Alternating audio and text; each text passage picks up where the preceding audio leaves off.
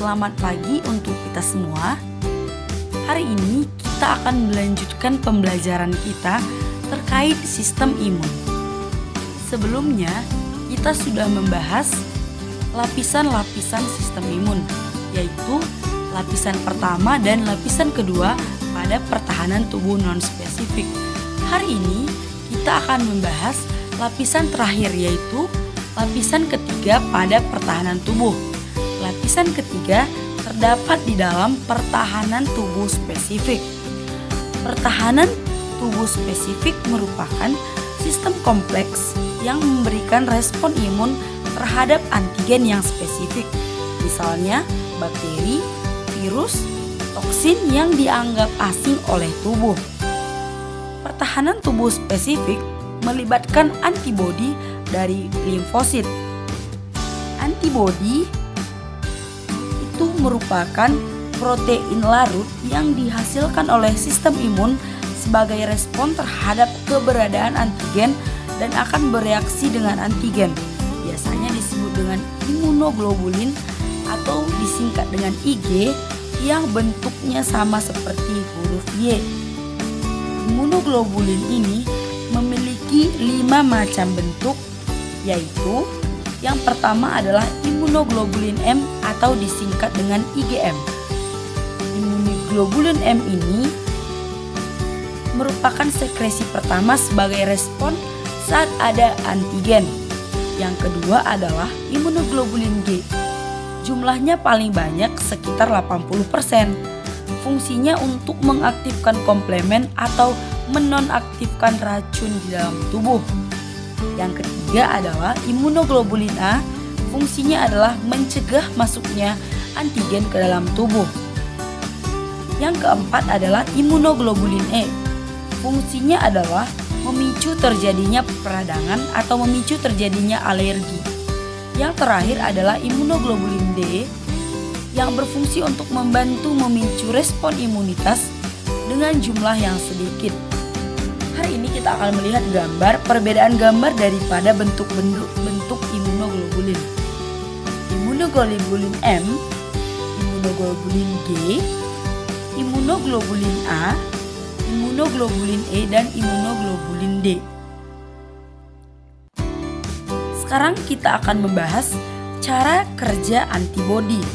Cara kerja antibodi ada 4. Yang pertama adalah fiksasi komplemen, di mana fiksasi komplemen ini merupakan aktivasi sistem komplemen oleh antibodi.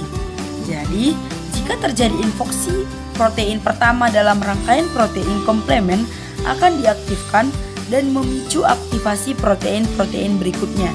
Hasilnya adalah virus dan sel-sel patogen yang masuk ke dalam tubuh akan mengalami lisis. Yang kedua adalah netralisasi. Terjadi jika antibodi menutup sistem determinan antigen sehingga antigen menjadi tidak berbahaya, ataupun netralisasi ini mengakibatkan terblokirnya antigen. Yang ketiga adalah aglutinasi ataupun penggumpalan.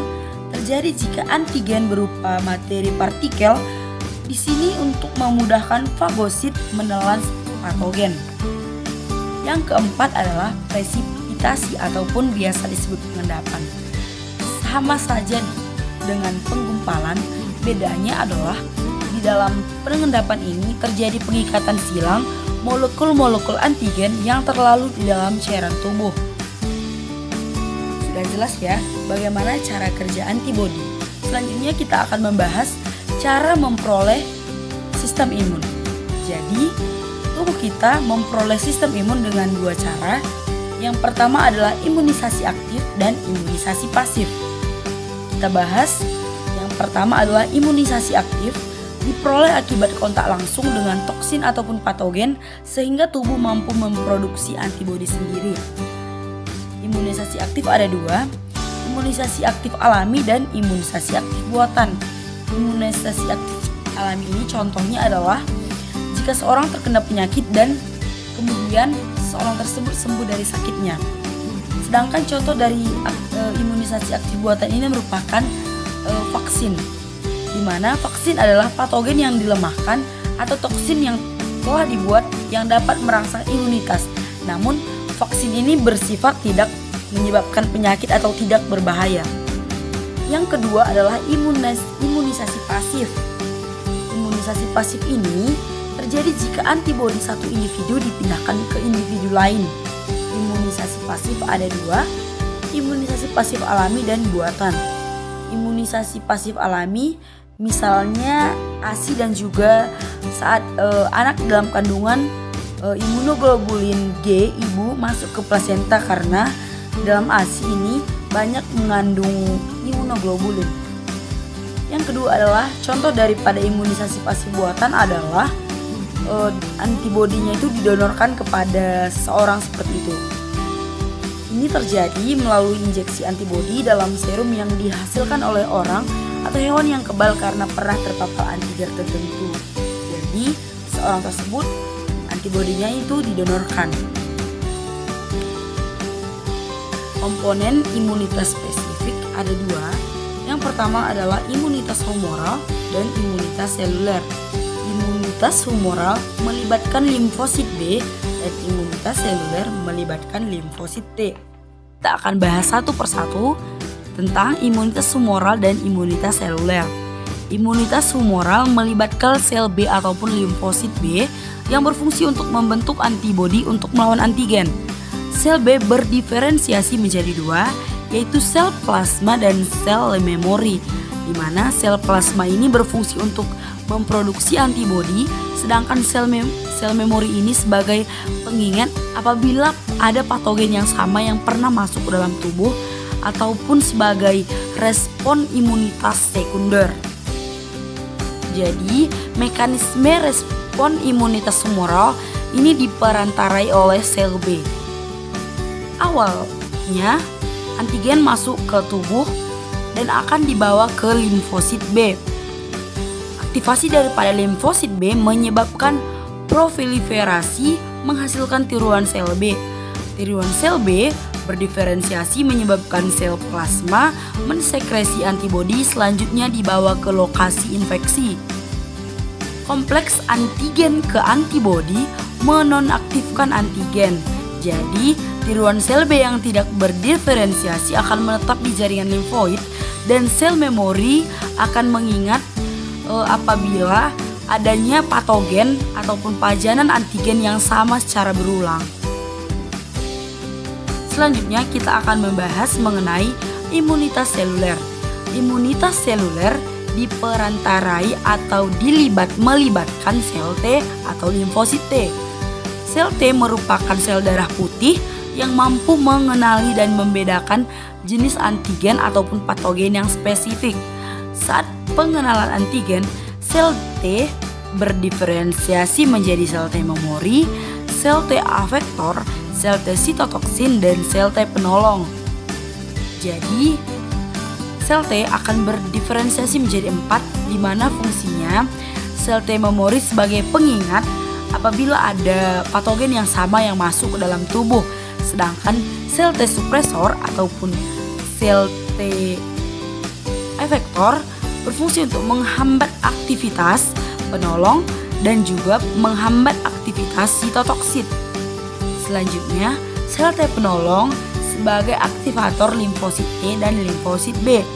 Sedangkan sel T sitotoksin berfungsi untuk menghancurkan sel yang terinfeksi. Mekanismenya, antigen misalnya bakteri yang ingin ditelan oleh makrofag yang banyak mengandung protein peptida akan membentuk molekul. Selanjutnya, molekul tersebut akan ditangkap peptida antigen dan membawanya ke permukaan untuk memperlihatkannya ke sel T penolong. Jadi, fungsi sel T penolong tadi adalah mengaktifitator atau mengaktifkan limfosit T dan limfosit B. Selanjutnya, sel T penolong di sini akan mengaktifasi makrofag untuk menghancurkan mikroorganisme yang ditelannya tadi. Selain sel B dan sel T yang terlibat di dalam respon imunitas, terdapat makrofag dan juga sel pembunuh alami yang telah kita bahas tadi. Makrofag adalah sel fagosit besar dalam jaringan yang berasal dari perkembangan sel darah putih yang dimana makrofag ini berfungsi untuk menelan antigen bakteri untuk dihancurkan secara enzimatik. Selanjutnya kita akan membahas faktor-faktor yang mempengaruhi sistem pertahanan tubuh atau sistem imun tubuh kita. Sistem imun tubuh kita ini perlu dijaga agar tubuh kita tetap sehat. Faktor-faktor yang mempengaruhi sistem imun kita adalah genetik ataupun keturunan, fisiologis, maksudnya adalah kerja organ, misalnya berat badan atau misalnya kerentanan terhadap penyakit. Yang ketiga adalah stres, usia, hormon, olahraga, tidur, nutrisi, serta racun ataupun zat berbahaya atau penggunaan alkohol yang terlalu banyak. Selanjutnya kita akan membahas gangguan-gangguan pada sistem pertahanan tubuh. Yang pertama adalah hipersensitif ataupun dalam bahasa kita disebut sebagai alergi.